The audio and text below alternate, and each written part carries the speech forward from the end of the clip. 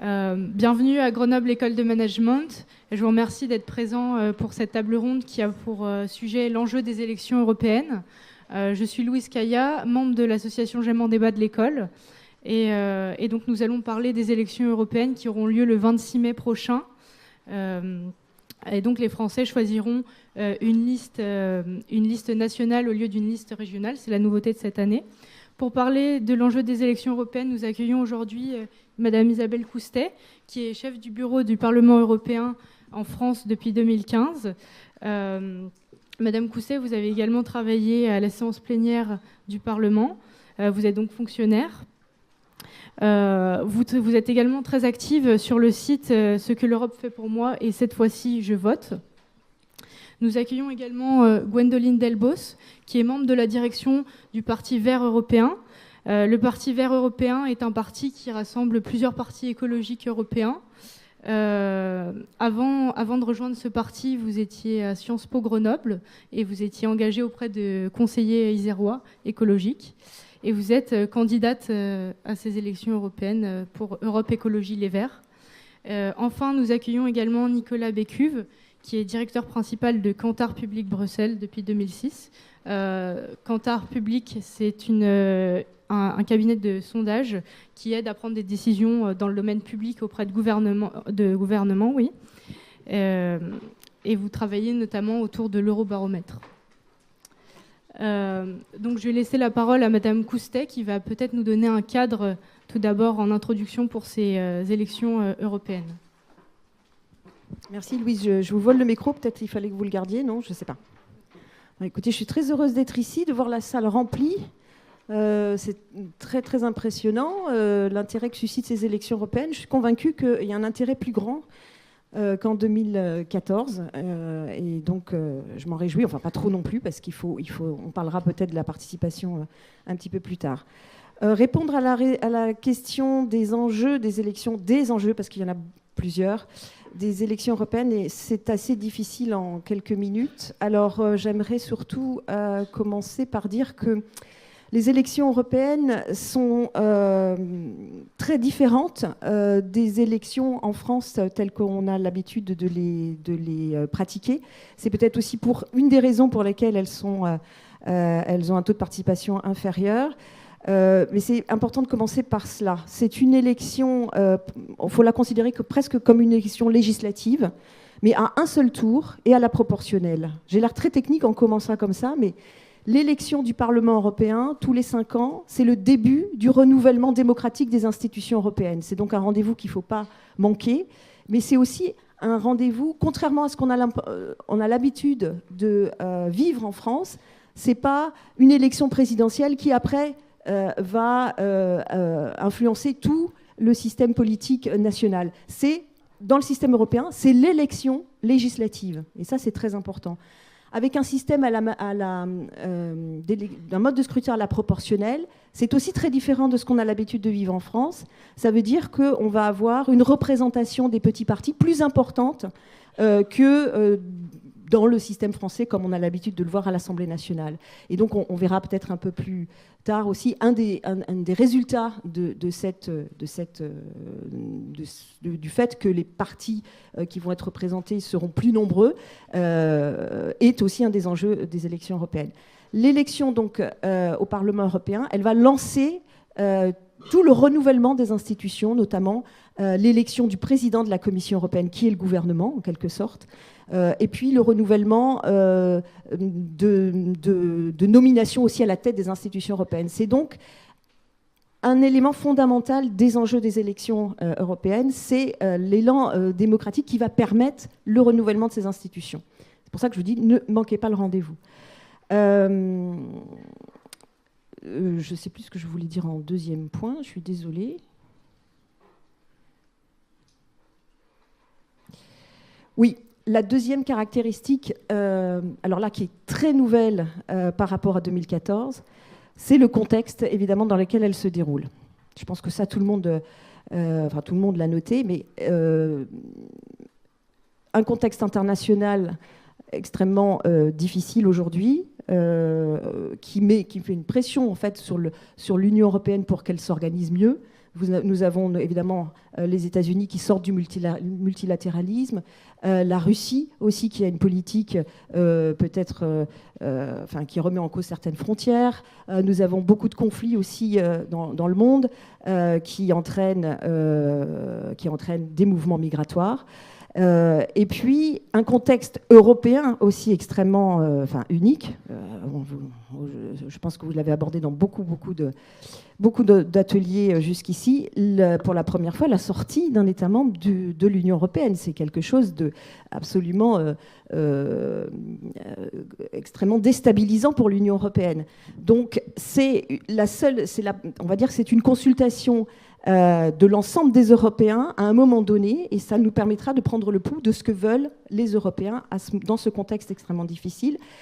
Et notamment, ça rend très important la participation, comment dire, ça rend très important le fait de décider ce qu'on veut faire de cette Union européenne. Donc ça, c'est le contexte. Alors, moi je dirais qu'il y a deux enjeux principaux classique dans les élections européennes. Le premier, c'est d'élire un Parlement européen qui, donc vous le savez vous le savez sans doute, mais qu'on oublie toujours, qui a beaucoup de pouvoir, contrairement encore à un petit peu de la même façon que ce que je disais tout à l'heure, contrairement à la vision qu'on a de l'Assemblée nationale en France. Les Français considèrent qu'un parlementaire, ça a peu de pouvoir. C'est pas le cas des Danois, par exemple. Donc il faut arrêter de voir les élections européennes avec notre prisme national. Le Parlement européen, aujourd'hui, a beaucoup de pouvoir. C'est d'abord un législateur fort. Et donc les députés que vous allez élire pour les 5 ans qui viennent, ils auront des législations adoptées qui sont très importantes. Soit des projets législatifs qui n'ont pas abouti lors de la dernière mandature. Je pense par exemple, ils sont encore en train de négocier la réforme de la PAC.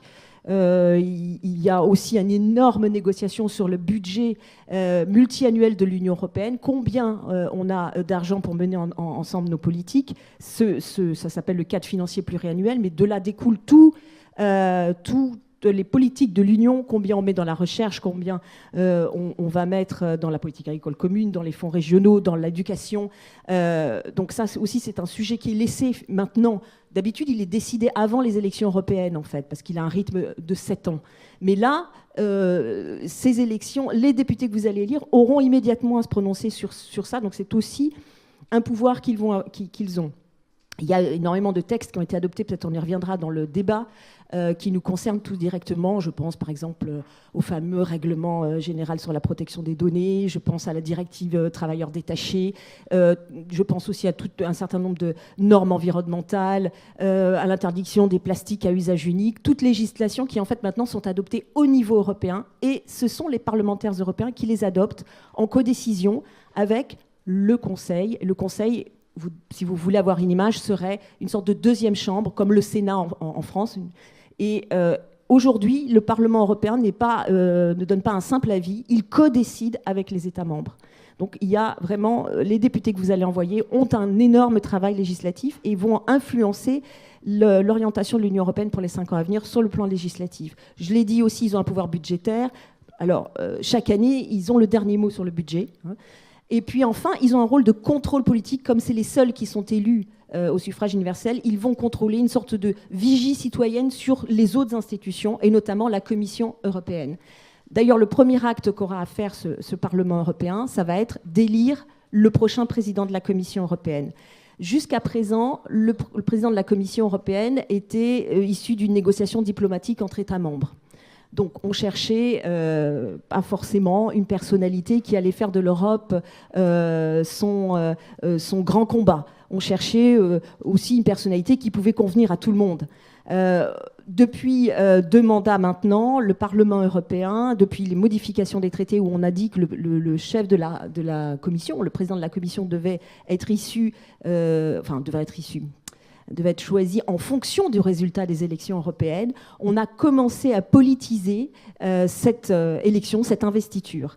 C'est donc un des premiers gestes qu'aura à faire le Parlement européen, et aussi pour investir l'ensemble des commissaires, une sorte de gouvernement européen. Et contrairement encore au système français, il y a un contrôle extrêmement fort de qui on nomme commissaire européen par les parlementaires, avec des auditions un petit peu à l'américaine ou à l'anglo-saxonne, mais des auditions de presque 5 heures de mise sur le grill des personnalités qui sont ensuite amenées à former ce gouvernement. D'abord, on commence par le président et ensuite les commissaires, et donc tout ça se déroule à l'automne. Donc voilà, en gros, ce Parlement que vous allez élire, il n'est pas dénué de pouvoir, bien au contraire, il y en a beaucoup plus qu'on ne l'imagine. Et en tout cas, si le sort de l'Union européenne vous intéresse, il ne faut pas se désintéresser des élections européennes parce que les gens que vous allez amener au Parlement européen auront du pouvoir. Et enfin, alors ça c'est le premier enjeu, vous allez élire un législateur pour la vie quotidienne de l'Union, mais aussi pour un certain nombre d'actes politiques. Et puis il y a un deuxième enjeu que je voudrais souligner, c'est un petit peu puisque je vous ai dit, il n'y a qu'un tour aux élections européennes. Le deuxième tour, ça va être où vont aller les députés français que vous allez élire. On a dit, et on reviendra peut-être dessus, la forme de ces élections, ça va être des listes nationales de 79 noms. Hein, et chaque parti politique ou tendance politique va vous présenter 79 noms. Vous choisirez une liste. En France, vous n'avez pas la possibilité de choisir des noms, c'est-à-dire de cocher. Mais dans d'autres pays européens, c'est possible. Mais en France, on a des listes bloquées. Je vois que je deviens un peu trop technique, mais en gros, la question que vous devez aussi vous poser, c'est où vont aller les députés européens que vous allez élire. Parce que ce qui compte ensuite au Parlement européen, ce n'est pas les Français, les Allemands, les Belges. Ça va être quel groupe le Parlement est organisé en groupes politiques. Il y a aujourd'hui 8 groupes politiques au Parlement européen. Ça va de la gauche de la gauche extrême, je ne sais pas si on peut dire de la gauche, jusqu'à la droite extrême dans l'hémicycle. Et ce qui est intéressant de voir, c'est avec qui ils vont s'allier et quelle force ils vont avoir à l'intérieur de cet hémicycle. Un hémicycle de 751 députés aujourd'hui, 704 ensuite. Vous voyez la prochaine élection et vous voyez qu'il n'y a pas le même nombre de députés par État membre. Si on est un État avec beaucoup de population, on a plus de députés, c'est évident. Les Français ont plus de députés que les Maltais. Donc, où vont aller ces députés? Dans quel groupe? Et ensuite, vous pouvez imaginer, en quelque sorte, la tendance politique qu'il y aura dans ce Parlement, qui aura des décisions importantes à prendre, en gardant à l'esprit ce que j'ai dit au tout début, c'est-à-dire qu'il n'y aura pas de majorité absolue. Vu que c'est un scrutin à la proportionnelle, il n'y a jamais eu au Parlement européen, on va dire 754 députés, ça fait 353, c'est la majorité absolue. Il n'y a jamais eu un seul groupe politique qui est formé de plusieurs nationalités, qui a eu la majorité absolue. Ça veut dire donc qu'il faut composer, et c'est là où c'est encore très différent du système français, il faut composer une sorte d'alliance sur des questions qui vont se poser au Parlement européen. Mais une alliance politique, pas forcément nationale. Alors, je pense que j'ai été un peu rapide, un peu technique, mais j'espère que vous avez pu comprendre les enjeux que je voulais vous décrire. Et la première lecture que vous devez avoir de ces élections, elle doit être européenne. Ne vous trompez pas d'enjeu. Il s'agit bien de l'avenir de l'Europe pour les 5 ans à venir, et voire au-delà, puisqu'il y aura sans doute d'autres décisions à prendre. Et ça n'est pas une élection nationale. Voilà. Si vous pouvez retenir au moins une seule chose, ça serait celle-là. Merci Madame Coustet pour ces précisions sur notamment les missions législatives du Parlement européen. J'aimerais rebondir sur ce que vous avez dit sur justement que ces élections sont européennes avant tout. On a donc dit que les listes allaient être nationales. On lit beaucoup dans la presse en ce moment que des listes transnationales pourraient exister. Et j'aimerais interroger Madame Delbos à ce sujet, puisque vous êtes donc sur la liste Europe Écologie Les Verts. Qu'est-ce que vous pensez des listes transnationales ? Alors, les écologistes et plus particulièrement le Parti vert européen, donc côté parti, et au niveau du Parlement, le groupe vert Alliance régionaliste, qui est le gros groupe écolo au Parlement, qui existe depuis le début du Parlement européen et qui est un groupe qui a régulièrement réussi à gagner des batailles malgré sa taille, a toujours été un groupe pour les listes transnationales. On a cru d'ailleurs, on a espéré il n'y a pas très longtemps, il y a un an en arrière, arrière, c'était à peu près il y a un an, je dirais, on a cru qu'on allait avancer un peu sur la question. Nous, c'est quelque chose qu'on défend énormément. C'est pas évidemment une liste transnationale, en tous les cas dans un premier temps. Après, dans 50 ans, on verrait. Mais ce qu'on défend déjà dans un premier temps, c'est une partie, une partie du Parlement élu de manière transnationale, ce qui permettrait d'avoir des parlementaires qui se battent réellement pour l'Europe et pas qui se battent d'abord pour leur pays au sein de l'Europe, qui se battent encore plus, à l'époque où c'était régional en France, pour leur circonscription, parce qu'on a vu ça aussi. C'est aussi une manière d'europaniser, évidemment. Et puis, évidemment, cette élection dont parlait, cette désignation dont parlait Isabelle Coustet, qui est celle de celui qui sera le président de la commission et qui est donc normalement, on l'imagine, c'est pas écrit comme ça dans les textes, mais on a imaginé, c'est ce qui s'est passé la dernière fois, choisi parmi les têtes de liste des listes des différents partis. Aujourd'hui, c'est quelque chose qui, en général, vous savez pas tellement. Vous savez qui est la tête de liste dans votre pays, à peu près pour tous les partis, mais vous ne savez pas qui va être la tête de liste pour les conservateurs, qui va être la tête de liste pour les sociodémocrates, qui va être la tête de liste pour les écolos, qui va être la tête de liste pour l'extrême droite, etc., etc. Et donc, c'est ça qui, si on avait des listes transnationales, cette personne, elle serait évidemment la première de cette liste, et cette personne, elle aurait une réelle existence, encore plus qu'aujourd'hui, dans tous les partis. Nous, on croit vraiment à l'européanisation des élections. On travaille déjà, nous, de manière très européenne. Le Parti vert européen propose un programme commun.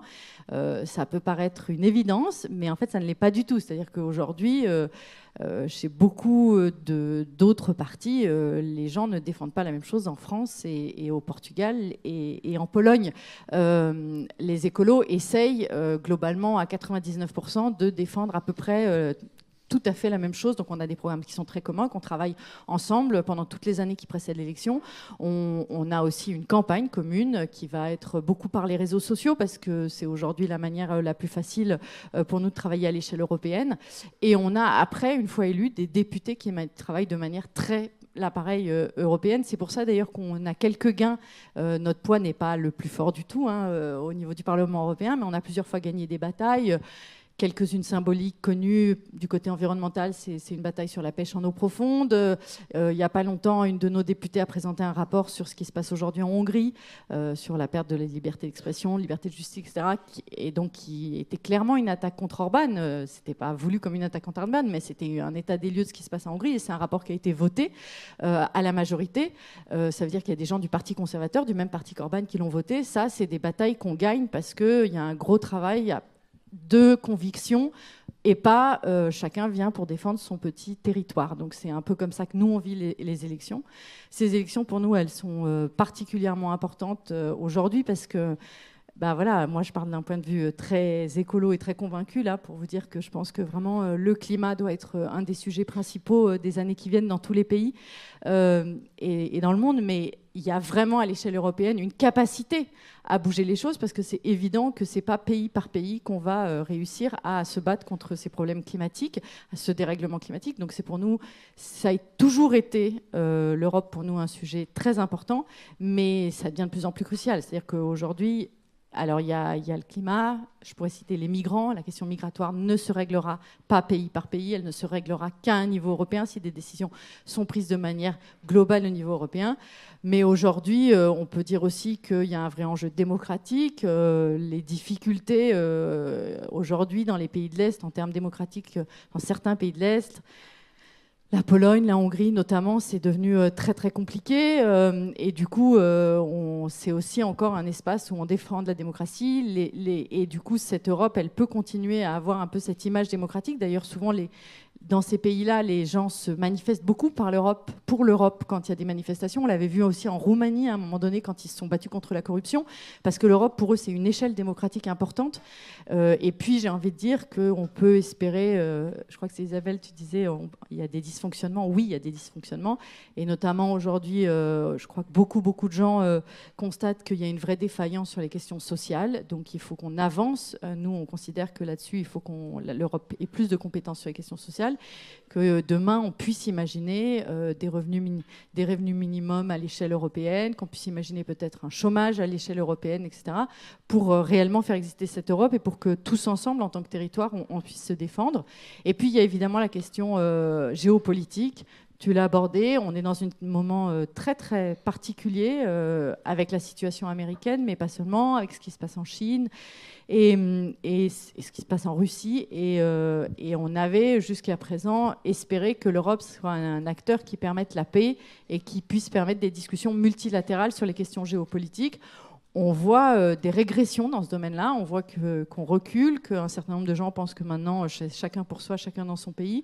Donc nous, on croit aussi que l'Europe peut continuer à être cette voie-là, et notamment la voie qui, c'est un peu le mythe, mais c'est réel aussi. L'Europe, ça a aussi été une histoire de paix au départ, et on aimerait que l'Europe continue à incarner cette histoire-là, et on pense que c'est d'autant plus crucial pour ces élections. Donc pour nous, ces élections sont majeures.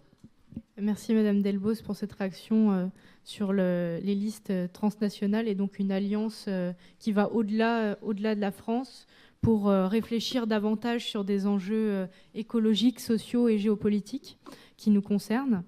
On rappelle que les élus français obtiendront environ 10% des sièges au Parlement européen. Donc ce serait peut-être plus réfléchir à autre chose avec cette alliance transnationale. On peut revenir maintenant sur un autre enjeu qui est la participation et lutter contre l'abstention lors de ces prochaines élections européennes qui auront lieu, je le rappelle, le 26 mai prochain. Ces élections ont été très faiblement médiatisées. On n'en entend pas beaucoup parler en ce moment, alors que c'est dans 2 mois. J'aimerais maintenant interroger M. Bécuve sur l'opinion publique des Français. On rappelle que lors des dernières élections en 2014, le Front National avait réalisé 25% du scrutin. Qu'en est-il aujourd'hui? Quelle est l'opinion publique en Europe et en France? Merci pour votre question. Donc le contexte de l'opinion publique, je vais réagir en tant que sondeur. Je travaille pour la Commission européenne et le Parlement européen. Nous réalisons les sondages Eurobaromètre. Donc je vais utiliser beaucoup de données de l'Eurobaromètre pour vous éclairer sur ces questions d'opinion publique à l'égard de l'Union qui sont plus complexes qu'on ne le pense. D'abord le contexte. Le contexte est difficile pour ces élections. Isabelle l'a rappelé, le Brexit met beaucoup de pression sur l'idée européenne. Le contexte géopolitique est difficile, mais le contexte de l'opinion publique est finalement plutôt positif. On enregistre des records sur certains indicateurs. Donc, vous avez par exemple plus de 60% des Européens qui disent que c'est une bonne chose de faire partie de l'Union européenne.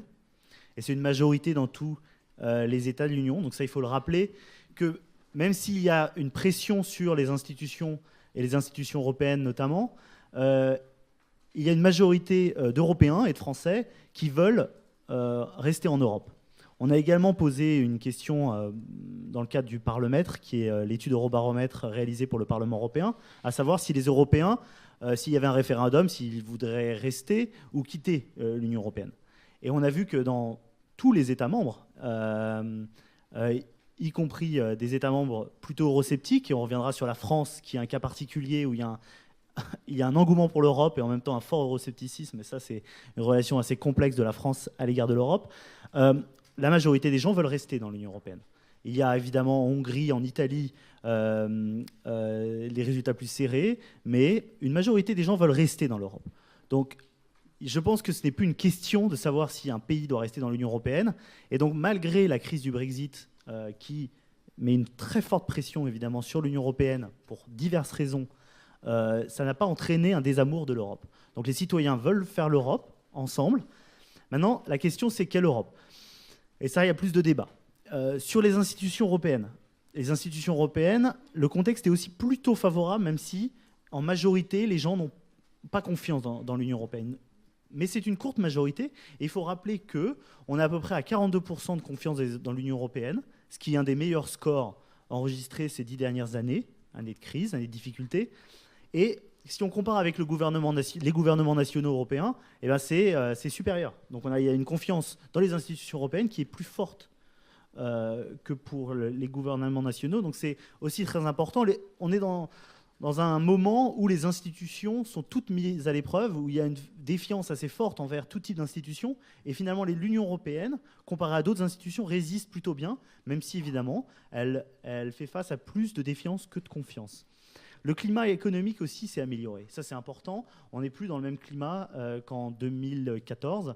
La crise économique était encore très présente. On a une majorité maintenant d'Européens qui disent que l'économie de leur pays est bonne, la situation est bonne.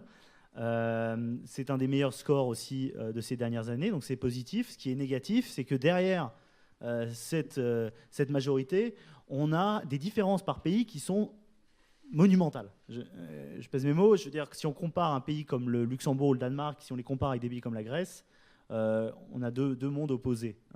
Et ça, c'est très important, évidemment, parce que ces inégalités, ces problèmes économiques très forts dans certains pays, on inclut la France dans ces pays-là, crée évidemment une Europe à plusieurs vitesses.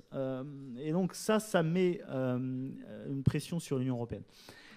L'autre défi majeur de l'Union européenne, c'est la crise migratoire. Je sais qu'on ne peut plus vraiment parler de crise migratoire, puisque c'était en 2015, et que la crise migratoire, dans les faits, n'existe plus, mais dans l'opinion publique, et ça c'est un sujet qui est apparu après les élections européennes de 2014, c'est un thème majeur. C'est le problème européen numéro 1 pour les citoyens, et ils veulent une solution européenne, comme vous l'avez dit. Ils souhaitent une solution européenne à ce niveau-là. Mais néanmoins, on sait que cette crise migratoire aussi génère des tensions au sein de l'Union européenne sur les politiques à mener. Et on a vu des nombreux débats avec les pays du groupe de Visegrad, incluant la Hongrie et la Pologne. Ça crée des débats et un sentiment de désunion. Mais il y a une vraie tension sur ces questions migratoires. Mais ce n'est pas le sujet unique, mais c'est au niveau européen un sujet très fort. Pour ce qui est de la participation électorale, il y a un indicateur très intéressant, c'est le sentiment que la voix des Européens compte au niveau de l'Union. Et cet indicateur, pour la première fois, il y en a une majorité d'Européens qui pensent que leur voix compte au niveau européen. C'est très important. En 2014, c'était à peu près un tiers des Européens. Maintenant, on est à peu près à 50%. Ça montre qu'il y a un débat européen plus fort. Ça montre aussi que probablement les efforts en termes de consultation des citoyens a porté ses fruits. Mais ça montre aussi que voilà, le débat est plus fort. Pour la participation électorale, les élections européennes, on a connu une baisse depuis les premières élections, une baisse constante. Néanmoins, en 2014, on a finalement eu un score qui était assez proche des élections de 2009, qui était autour de 43% de participation, un peu moins en 2014. Donc la baisse, disons, a été jugulée. On n'a pas connu des baisses comme on avait connu avant. Néanmoins, cette baisse, elle doit aussi être mise en perspective avec la baisse de la participation électorale dans tous les scrutins en Europe et dans le monde. La baisse de la participation électorale, c'est un phénomène majeur qui ne touche pas uniquement les élections européennes, qui touche aussi les élections nationales. Et elle se manifeste par un désamour du politique qui est très fort. Quand on parle de confiance dans les institutions, si on compare les partis politiques à l'Union européenne, par exemple, on a une confiance dans les partis politiques qui est bien inférieure, qui est de l'ordre en Europe, de l'ordre de 15 à 20%, et qui est très, très minoritaire dans tous les pays de l'Union européenne. Donc il y a un vrai problème de confiance envers les partis politiques, et on sait que quand on vote aux élections européennes ou nationales, on vote aussi principalement pour des partis politiques. Donc ça, il y a un vrai problème de confiance qu'il faut restaurer.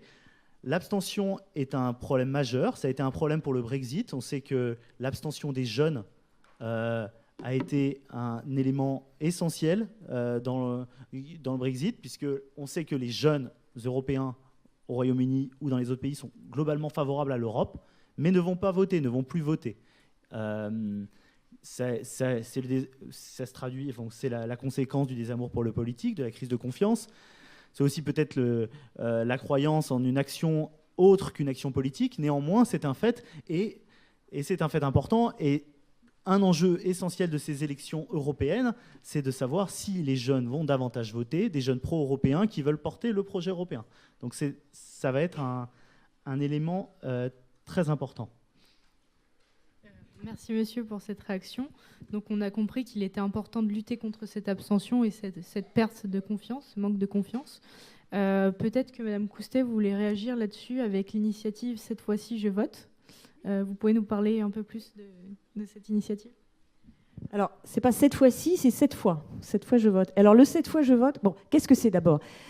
Une des missions du Parlement européen et donc du bureau du Parlement européen en France, il a plusieurs missions, c'est un bureau de liaison en quelque sorte, mais une des missions, c'est effectivement de développer une campagne d'information civique sur le Parlement européen. Et au moment des élections européennes, c'est un petit peu le grand moment.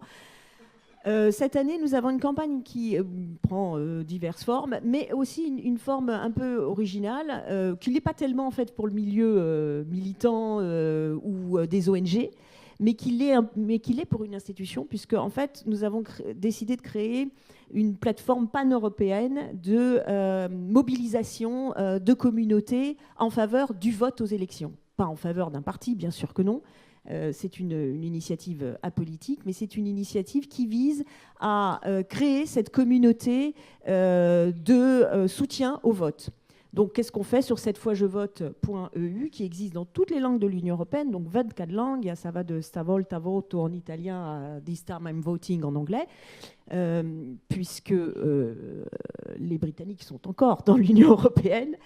On discutera peut-être après de savoir s'ils vont organiser des élections ou pas, ça c'est une grande question.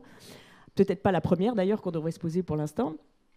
En tout cas, cette plateforme pan-européenne, elle vise à constituer une communauté d'abord de gens qui s'engagent à aller voter, qui disent moi je vais aller voter aux élections européennes, qui disent pourquoi, qui disent leur motivation, pas pour qui, mais pourquoi. Pourquoi moi je trouve que c'est important ? Parce que je suis pour une action au niveau européen sur tel et tel domaine, parce que l'Union européenne c'est des valeurs que je défends, ou bien parce que il y a différentes raisons. Et qui, dans un premier temps, s'engage à engager aussi sa propre communauté, à expliquer à sa propre communauté sur Internet, sur les réseaux sociaux, mais aussi par des manifestations dans sa commune, dans son école, dans son entreprise, et tout simplement d'expliquer pourquoi ils votent. Après, les gens qui sont sur cette plateforme peuvent aussi aller plus loin avec nous. Ils deviennent alors des volontaires et ils organisent eux-mêmes des manifestations et on leur donne les moyens d'organiser cette manifestation. Et surtout, sur cette plateforme, on indique les événements qui sont organisés par les uns par les autres et ça fait boule de neige. Et ce qui est intéressant, c'est que cette communauté, elle existe partout en Europe et qu'on a finalement des gens, on ne sait plus où les mettre. Nous, on a un volontaire français qui est très actif sur les réseaux sociaux, mais il vit à Madrid. Et il est souvent cité d'ailleurs par l'équipe de Bruxelles comme un volontaire de la plateforme pan-européenne. Bon, alors vous allez me dire, ça y est, c'est encore des gens qui vivent dans la bulle, qui peuvent se permettre de voyager, etc. Pas du tout. On a aussi énormément de jeunes qui veulent s'engager, mais uniquement et qui ont peut-être visité 2 ou 3 pays européens, pas plus, qui ne parlent pas forcément les langues et qui sont aussi avec nous. Voilà, donc cette initiative, c'est cette-fois-je-vote.eu. Évidemment, c'est une plateforme de mobilisation, comme il peut y en avoir pour d'autres mobilisations, mais cette fois-ci, c'est l'engagement, c'est d'aller voter et de convaincre. Donc, moi, c'est le petit badge que je porte ici. Je vous ai laissé un petit peu de doc dans lesquels on explique les bonnes raisons d'aller voter. Et encore une fois, c'est pas quelque chose qui est partisan. On veut susciter la prise de conscience citoyenne de l'importance de ces élections. Effectivement, c'est un moyen un peu moderne, donc il vise plutôt les jeunes, mais nous, on rencontre souvent nos volontaires, hein, on fait des réunions pour qu'on se rencontre. Et il n'y a pas que des jeunes, évidemment, qui sont... Alors, ce n'est pas le seul volet de la campagne, mais c'est une initiative... voilà, si vous voulez vous engager à faire quelque chose dès demain, vous pouvez aller sur la plateforme et puis après, mettre votre événement dessus, nous contacter pour voir un peu ce qu'on peut faire ensemble. Voilà. Non, je ne réagirai pas sur les autres points, parce que sinon, on ne s'en sort pas. Peut-être il faut laisser les questions... Merci donc pour cette explication. Nous vous invitons à venir prendre la documentation qu'a laissée Mme Cousset ici. Ouais. Voilà, ou se rendre sur le site de l'initiative. On a compris qu'il fallait renouveler l'engouement des Européens, des jeunes pour le projet européen. Peut-être que vous avez lu la tribune d'Emmanuel Macron le 5 mars à propos de l'Europe, où justement il expliquait que ces projets de relance, de renouvellement des valeurs européennes de liberté, de libre-échange. J'aimerais interroger Madame Delbos à ce sujet. Comment comment, selon vous, renouveler cet engouement, cet intérêt pour l'Europe, notamment auprès des jeunes? Je pense que juste pour dire un mot de l'initiative d'Emmanuel Macron, je pense que l'initiative est intéressante. Ce qui est dommage, c'est qu'elle arrive maintenant. Mais l'initiative d'un chef d'État qui tente de s'adresser au peuple européen et pas juste à son peuple, elle n'est pas inintéressante. On la vit nécessairement comme une volonté de faire campagne dans son pays sur ces sujets. Et par ailleurs, il se trouve que dans les propositions qu'il fait, il y a des propositions qui sont très franco-françaises et donc qui ne s'adressent pas tant que ça finalement au peuple européen. Mais l'initiative elle-même, elle est intéressante. Moi, je crois réellement qu'il n'y aura pas une possibilité si forte que ça pour les citoyens de s'emparer de la question européenne tant que les élections ne seront pas plus européanisées. On a fait une étape en France avec la circonscription nationale. Je pense que les circonscriptions régionales telles qu'elles existaient avant étaient encore plus compliquées à comprendre. On a fait une première étape avec les circonscriptions nationales, mais réellement les listes transnationales seront un moyen pour chacun partout dans tous les pays de voter pour la même liste et de s'interroger au même moment sur le même sujet. Il faut savoir qu'aujourd'hui, les modes de scrutin ne sont pas exactement les mêmes. Isabelle Coustet le disait, dans certains pays, on coche les personnes. Alors partout, voilà, il y a quelques règles qui sont unanimes, mais il y a un certain nombre de règles qui ne sont même pas les mêmes. Voilà, il y a eu une époque où on ne votait pas tout à fait les mêmes jours. Je crois que maintenant, on n'est toujours pas... Pareil, non, mais c'est sur 4 jours. C'est sur 4 jours, voilà. Mais on ne peut pas changer la culture traditionnelle d'un pays. Aux Pays-Bas, on vote le jeudi. Bon, voilà, c'est comme si nous, on nous disait, maintenant, vous avez voté le jeudi. Mais n'empêche qu'il y a un certain nombre de choses comme ça. On peut pas changer ça. Oui. 4 jours, c'est déjà pas mal. C'est déjà, ça va de mieux en mieux. On s'avance de plus en plus vers une manière européenne de faire les choses. Mais on a très longtemps fait en fait des élections dans chaque pays, selon les règles du pays, avec les sujets du pays, ou d'ailleurs on ne parlait aux élections européennes que des sujets des pays, pour un Parlement européen. Donc on va avancer là-dessus. Sur les jeunes... Je reviendrai à ce que disait Nicolas Bécuve, c'est que il y aura pas. Enfin, aujourd'hui, la problématique, elle est sur la politique en général. Moi, je ne crois pas qu'elle est liée que à l'Europe. Et alors, en France, depuis 2-3 ans, il se passe des choses tellement incroyables à chaque élection. Tout est remodelé tout le temps, à chaque fois, etc. On sent bien qu'on est dans un moment. J'ai envie de presque de dire de désarroi politique et dans les partis. Je veux dire, quand on voit aujourd'hui comment est sondé un parti tel que le Parti socialiste en France, qui est actuellement même pas sondé à 5%, c'est-à-dire le seuil, on voit bien qu'on est dans un moment de désarroi. Et ça n'est pas le cas qu'en France. Dans beaucoup de pays, voilà, l'Angleterre est en train d'être déchirée par cette histoire du Brexit, réellement déchirée, et déchirée en plus avec des conséquences immense. La question de la paix en Irlande est remise en cause par le Brexit. Ça a des implications qui sont très fortes, vu que l'accord de paix irlandais tenait notamment par le cadre européen. Donc ce désarroi, il est commun.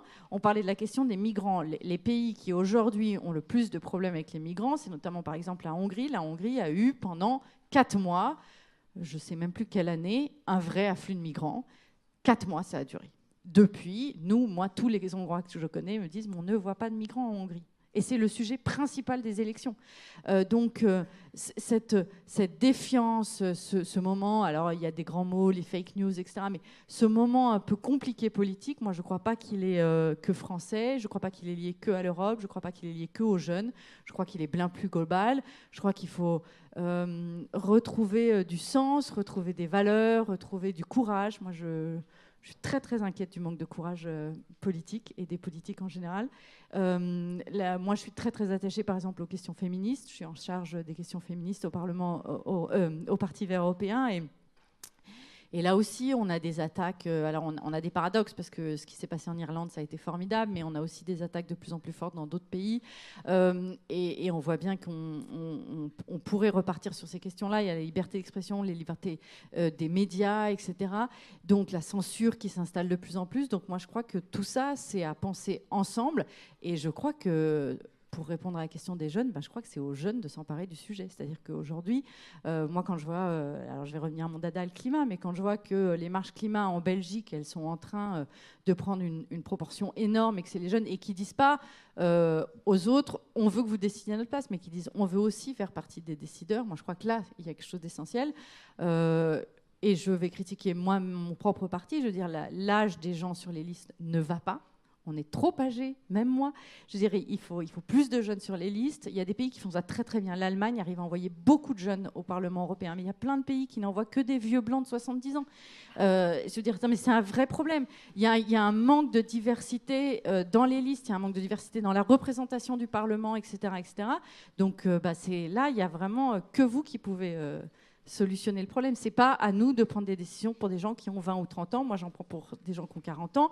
J'ai des idées pour aussi des 70 et pour aussi des 20 ans, parce qu'on ne vit pas que dans son bocal et dans son lobby. Mais ça n'empêche qu'à un moment donné, il n'y aura pas une Europe renouvelée sans jeunes qui cherchent à la renouveler. Merci, Madame Delbos. On va peut-être passer aux questions du public. On vous laisse la parole. Oui, bonjour, mon nom est Antoine.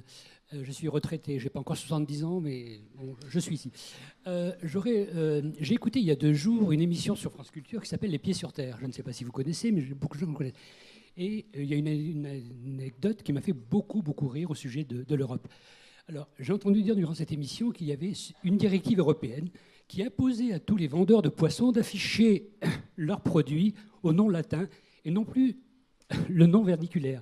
Suite à ça, les services des fraudes ont fait une descente sur le pont de Marseille et ils ont distribué, à qui mieux, des amendes à tous les poissonniers parce que l'affichage était fait en latin, était fait en non vernaculaire et non pas en latin. C'est ça l'Europe, voyez-vous. Alors, je voudrais que vous réagissiez quand même à ça. Et je voudrais que vous me donniez envie d'aller voter et non pas aller voter pour un besoin. Voilà. Merci. Alors, effectivement, là, on tombe dans l'Europe qui s'occupe de la taille des concombres, etc. Je pense que cette Europe-là, elle a une réalité. Elle a existé au moment du marché unique. Aujourd'hui, il y a une vraie prise de conscience des institutions européennes qu'il faut qu'elles arrêtent d'être cantonnées à ce genre de choses. Il y avait un besoin au moment où on faisait le marché unique, effectivement, de normes. Et pour répondre précisément, alors moi je suis de Marseille, donc je sais où les contrôles ont été faits. Il y avait besoin peut-être un peu de contrôle à cet endroit-là. Voilà. Mais, et l'esprit de la directive était peut-être pas celui d'écrire le nom en latin, parce que même moi, j'aurais pas trouvé mes poissons. Hein. Mais voilà, il y a toujours l'esprit de la directive et sa mise en œuvre dans les États membres.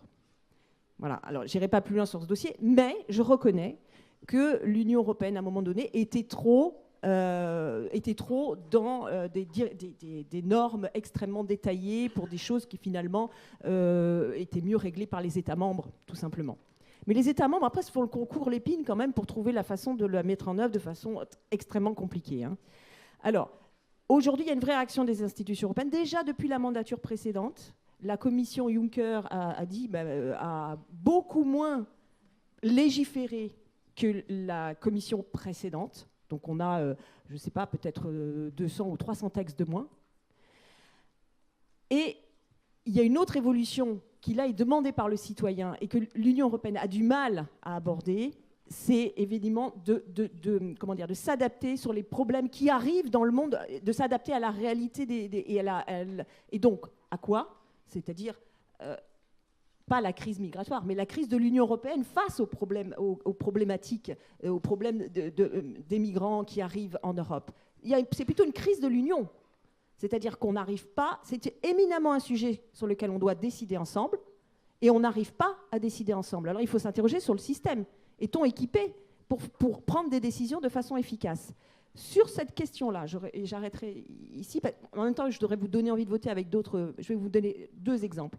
Sur cette question-là, le seul qui a une position sur la table aujourd'hui, c'est le Parlement européen, notamment sur la réforme de l'asile. Il faut absolument, si on veut avoir une gestion commune des migrants arrivant en Europe, il faut qu'on ait la même façon de donner l'asile aux réfugiés. Or, on a toujours ce système qui ne fonctionne pas, qui est c'est le premier pays dans lequel le réfugié arrive. Évidemment, c'est contesté à la fois par la Grèce et par l'Italie, c'est évident. Le Parlement européen donc la Commission européenne a proposé une modification du système, le Parlement européen a planché sur le sujet, a lui-même proposé une solution, mais le dossier est complètement bloqué au Conseil. Il n'y a absolument aucune possibilité d'avoir un accord avant les prochaines élections européennes. Donc là, il faut peut-être qu'on pense ce système. Évidemment, parce qu'on a besoin de l'unanimité au Conseil. C'est un petit peu ce que je vous expliquais. Il y a le gouvernement il fait une proposition, puis après on a 2 chambres. Une chambre a fait son travail parce qu'elle représente l'intérêt des citoyens et qu'elle vote à la majorité. Et une autre chambre qui, elle, représente l'intérêt des États membres. Donc l'intérêt vraiment de l'État va, sur certains dossiers, continuer à voter à l'unanimité et donc bloquer le système tant qu'il n'y a pas d'accord entre les États. Bon. Mais il y a eu quand même des législations qui ont été adoptées dans des sujets qui sont à traiter au niveau européen. Donc je pense aux questions climatiques.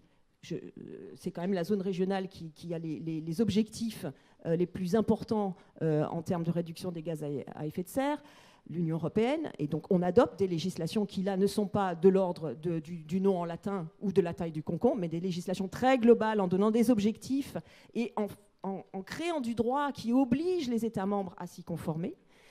Un autre exemple aussi, c'est peut-être tout ce qui concerne la régulation numérique. Aujourd'hui, on ne peut pas le faire au niveau national. On est la seule région au monde à avoir une législation qui protège nos données personnelles, à tel point que, par exemple, la Californie s'est dotée d'une législation à peu près identique. Il n'y a pas cette législation aux États-Unis. Vous n'êtes pas protégé aux États-Unis de l'utilisation frauduleuse de vos données. En Europe, les premières sanctions sont déjà tombées. Et donc, c'est une sorte de modèle européen. Et là, on est arrivé à avoir une législation. Donc, il y a quelques motifs d'espoir. Mais je suis d'accord avec vous, on a été trop tatillon, trop normatif, et on a du mal à s'adapter. Mais bon, en même temps, il y a des motifs d'espoir. Voilà, c'est ce que vous demandiez, donc je vous en donne juste au moins un. Voilà. Merci. Bonjour. Est-ce que vous ne pensez pas qu'un des meilleurs arguments actuellement pour l'Europe et pour les élections à venir est tout simplement d'observer le Brexit, le chaos qu'il génère et tous les problèmes qui vont être générés? J'ai appris récemment, mais juste pour l'anecdote, que l'Angleterre avait à peu près 24 heures de réserve de papier toilette et puis c'est fini, quoi. Voilà.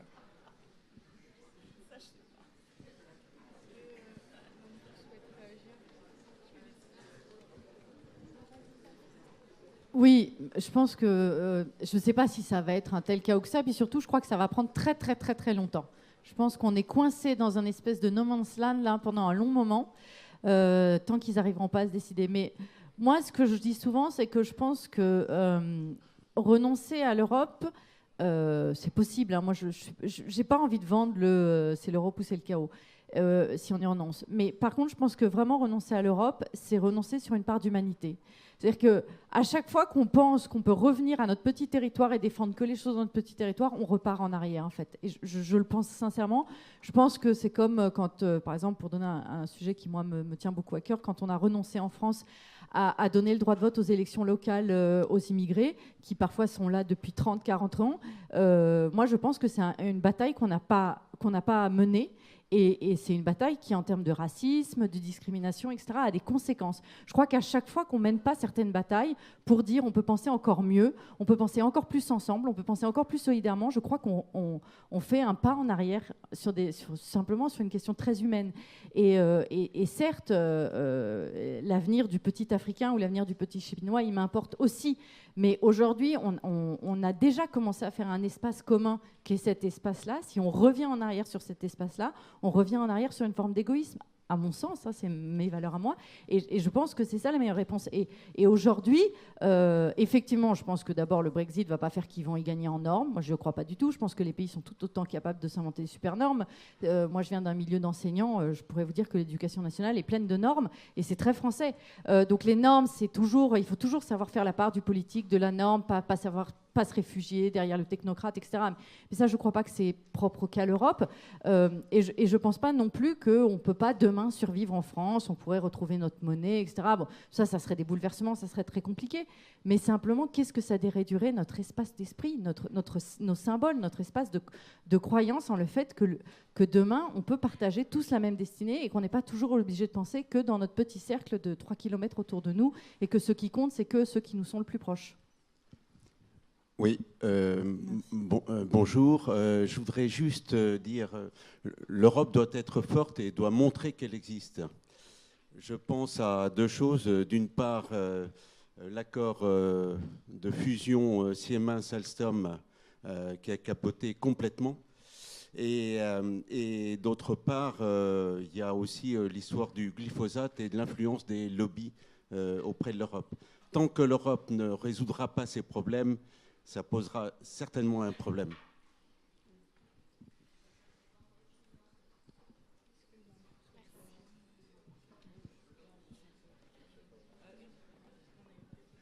Alors, sur le glyphosate, il faut savoir que le Parlement européen lui a une position assez simple. Il souhaite l'interdiction du glyphosate dans les 3 ans. Il a voté cette résolution. Malheureusement, elle n'est pas contraignante. Donc là, on retombe dans les... enfin, je dis malheureusement, ça dépend de votre point de vue, évidemment. Donc là, on est encore dans les procédures. Il faut aussi que le Parlement européen obtienne un petit peu plus de pouvoir sur un certain nombre de décisions techniques qui sont prises par la Commission européenne ou par des comités dans les États membres. Et ça, le Parlement européen y travaille. À tel point qu'il a fait une commission, c'est juste pour vous illustrer, en fait, parce qu'en fait, on connaît très mal le travail du Parlement européen, donc à chaque fois, je donne quelques exemples, à tel point qu'il s'est senti tellement,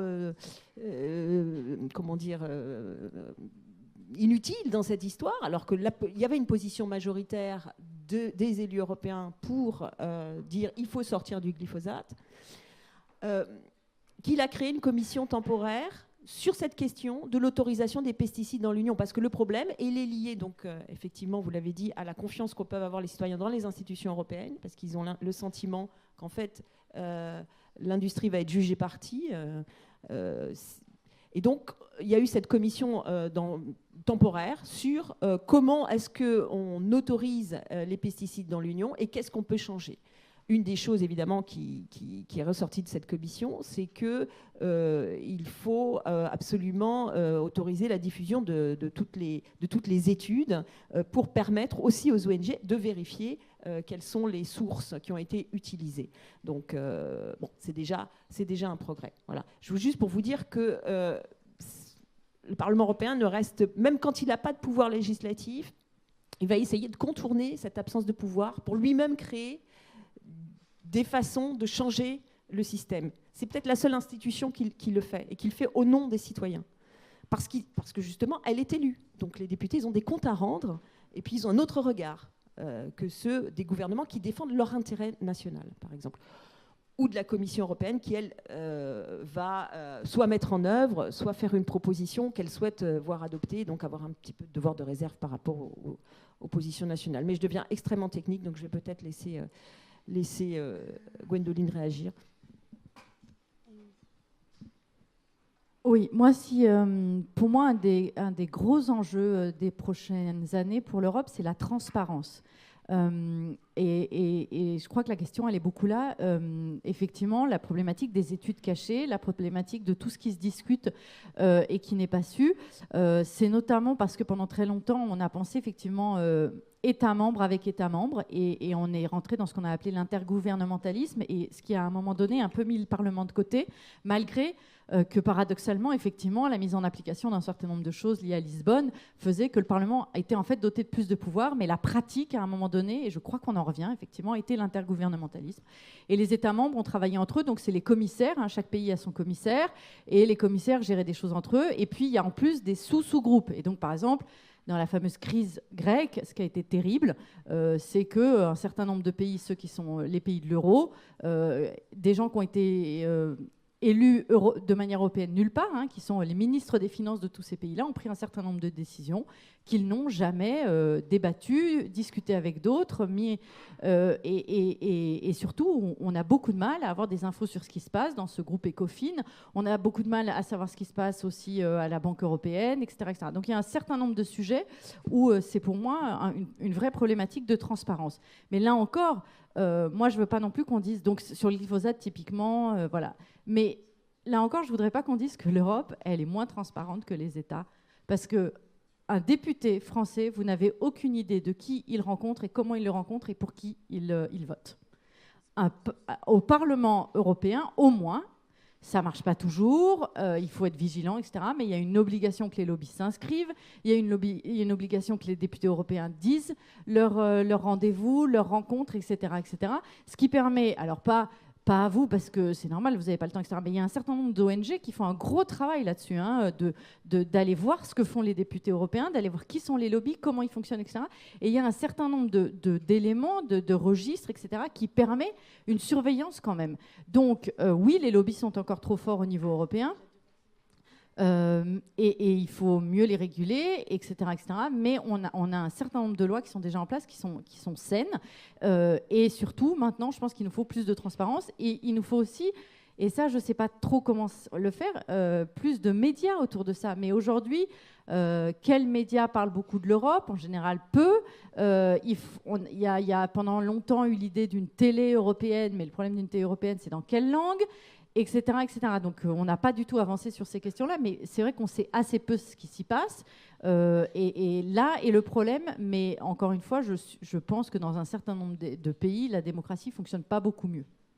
Merci. 2 petites questions rapidement. Alors, bonjour, merci d'abord de votre intervention. Alors moi j'aurais 2 petites questions corrélées qui sont d'abord, ne craignez-vous pas que les listes transnationales aient pour conséquence de désintéresser encore davantage les électeurs des élections européennes, dans le sens où ils pourraient considérer que leurs intérêts sont encore moins défendus qu'ils en ont l'impression aujourd'hui? Et derrière cette question, je pense que celle qui se cache, c'est celle de l'unionisme face au fédéralisme. Et donc, est-ce que vous pensez que l'unionisme à l'échelle de l'Union européenne soit encore envisageable aujourd'hui, malgré tous les revers qu'a subi cette vision depuis 1954, et l'Europe à plusieurs vitesses qui est la nôtre aujourd'hui? Je veux bien répondre sur les listes transnationales, parce que je ne voudrais pas laisser croire qu'elles existent. Hein. Elles n'existent pas, les listes transnationales, hein, on est bien d'accord. C'était une... alors, je vais essayer de ne pas être trop technique non plus, mais c'est intéressant que vous le sachiez. C'est une idée qui était... qui est une idée qui est plutôt fédéraliste, hein, les listes transnationales. À un moment, elle a ressurgi au moment du Brexit, parce qu'on s'est dit, on va perdre les 74 députés britanniques, donc on pourrait utiliser ce quota de députés pour créer une sorte de pourcentage de députés européens qui seraient élus sur des listes transnationales. En gros, vous auriez une liste, chaque parti politique européen présenterait une liste avec, c'est lui qui décide combien de nationalités il met dedans, mais peu importe d'où vient le député, il défend une idée. Voilà. Finalement, alors je vous passe sous détail pourquoi ça a été rejeté, mais à un moment donné, ça a été effectivement tout à fait envisagé par la Commission des affaires constitutionnelles du Parlement européen, qu'on passe à ces listes transnationales. Il y a eu aussi le débat politique qui s'en est mêlé, le moment, à mon avis, du vote aussi sur cette question, mais je ne vais pas revenir là-dessus. Donc ces listes transnationales n'existent pas. Mais je suis, à titre personnel, un peu d'accord avec vous sur le fait, il y avait, enfin, bon, à titre personnel, j'ai rien à dire d'ailleurs, mais il y avait des députés européens qui étaient contre ces listes transnationales et qui considéraient effectivement qu'on allait faire des gens complètement sans attache totale. Et donc, qui se disaient, finalement, c'est super facile de se faire élire sur une liste transnationale et puis on a de compte à rendre à personne. Il y a cet élément-là. Effectivement, un député, il est aussi attaché, finalement, même si son rôle, ça n'est pas de défendre un territoire ou une nation, il est attaché à une culture, il vient d'un pays. C'est d'ailleurs pour ça qu'on a des chiffres de chaque État membre. Une fois qu'il est au Parlement européen, il défend les citoyens européens dans son groupe politique. Mais bien sûr, il vient de quelque part. Bien sûr, il va écouter aussi les instructions de son gouvernement, on ne va peut-être pas les suivre, mais bien sûr, il va aussi, quand il avait une circonscription régionale, écouter les gens qui viennent de chez lui et qui lui disent c'est un scandale que cette entreprise ferme, il faut faire quelque chose, etc. Donc, évidemment, il y a peut-être que on est encore trop tôt dans la construction européenne pour envisager des députés qui seraient complètement hors sol. En tout cas, c'est un point de vue qui est partagé par les députés qui ont voté contre. Il faut quand même savoir qu'il y a la possibilité aujourd'hui aux élections européennes de mettre sur sa liste des candidats qui ne sont pas du pays où ils seront élus. C'est-à-dire vous pouvez avoir des députés européens non français sur des listes françaises, enfin, sur des listes présentées en France. On en a eu déjà. Hein. Donc ça, c'est aussi une possibilité qu'on oublie. Il y a déjà cette... voilà. Donc ça, c'était sur liste transnationale. Je ne sais pas très bien ce que vous entendez par unionisme. Je vois très bien ce que c'est que le fédéralisme.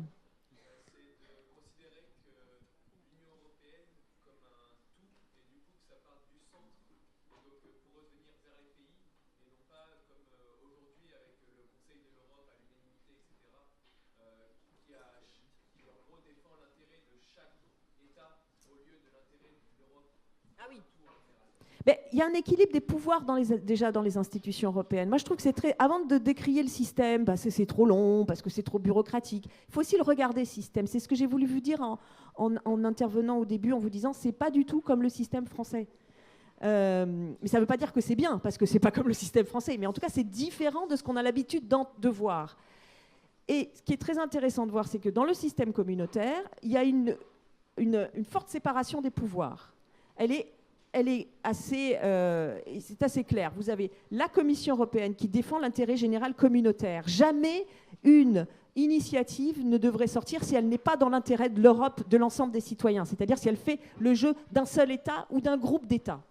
Ça, c'est la première chose. C'est pour ça qu'on décrit toujours la Commission européenne, mais elle est garante de cet intérêt général. Il faut un peu plus vérifier, avant de lui taper dessus, si elle a vraiment défendu l'intérêt général. En général, oui. Et dans le système, d'ailleurs, il y a qu'elle qui peut retirer sa proposition, mais elle peut le faire. Si jamais elle voit que la proposition tourne mal et qu'elle va aller à l'encontre des valeurs de l'Union européenne ou des traités fondateurs, ou qu'elle va dans le sens seulement de certains États membres, elle a le droit, et c'est la seule, de retirer sa proposition. Donc elle défend l'intérêt général communautaire et elle fait les propositions, et seule elle peut les faire.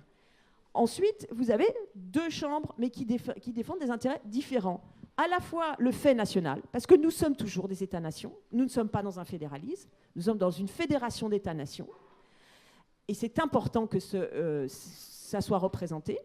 Et en même temps, nous vivons dans un monde de plus en plus globalisé, où les citoyens vivent dans un espace commun, où ils ont des intérêts communs, indépendamment de leur nationalité, et ça, c'est le Parlement européen. Et quand vous regardez, les textes qui vont être adoptés vont des fois avoir un clivage politique, gauche, droite, vert, parfois un clivage est-ouest géographique, donc là on retombe dans les intérêts des États-nations, et puis parfois aussi un clivage intérêt national, intérêt du citoyen. Et c'est là où ça devient très intéressant, et c'est là où les relais, comme les ONG, comme les partis politiques européens, ont leur rôle à jouer. Et je pense qu'il faut regarder le Parlement européen sous cet œil-là. C'est-à-dire, est-ce qu'aujourd'hui, dans l'Union européenne qui prend de plus en plus de décisions qui nous concernent, j'ai pas besoin, moi, d'une institution qui défende mes intérêts en tant que citoyen, et pas seulement, puisque de toute façon, j'ai déjà élu un gouvernement qui, lui, va défendre mes intérêts en tant que Français. Voilà. Et c'est cette double appartenance qui est difficile à comprendre, mais qui est effectivement bien représenté dans le système communautaire. Donc je pense que le système n'est pas si mauvais que ça. Après, au contraire, je trouve qu'il arrive de façon équilibrée à représenter ces intérêts-là.